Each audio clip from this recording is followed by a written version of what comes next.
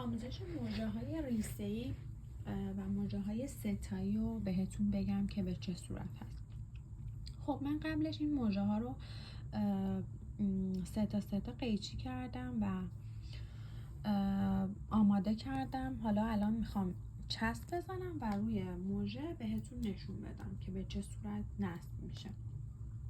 اولا برای موقع چسب زدن 1/3 موجه چسب میخوره، یعنی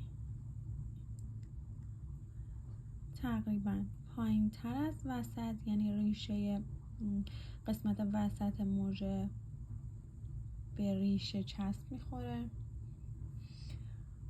و بعد حالا برای نصب کردن همیشه یادتون باشه که چند تا از ته موجه فاصله میدم که موجه افتاده تر نباشه، حالت چشم افتاده تر نباشه و بعد میچسبونم.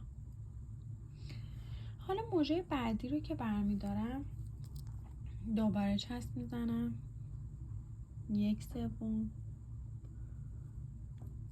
و بعد روی موجه بعدی میذارم. میبینید فاصله نمیدم، یعنی که نمیام بذارم بغلش، میام روی موجه میذارم. دوباره چسب میزنم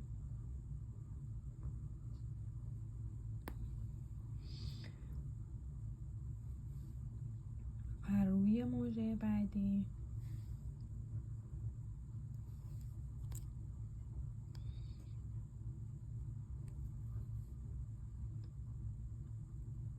روی موجه بعدی. این کار رو میتونید جلوی آینه حالا برای خودتونم بذارین، البته با تمرین زیاد. میتونید اول برای کسی بذارین و بعد که دستتون راه افتاد برای خودتون توی خونه بذارین از این موجه ها.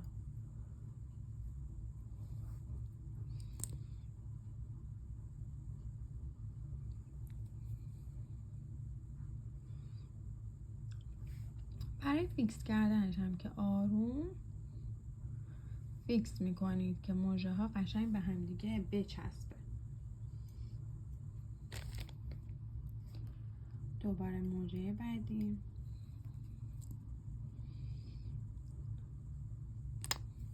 روی موجه قبلی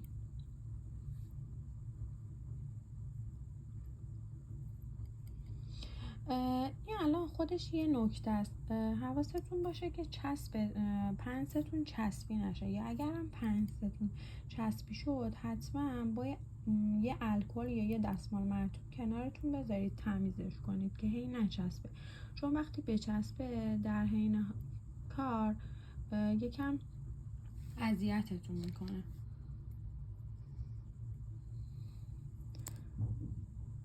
و موجه آخر.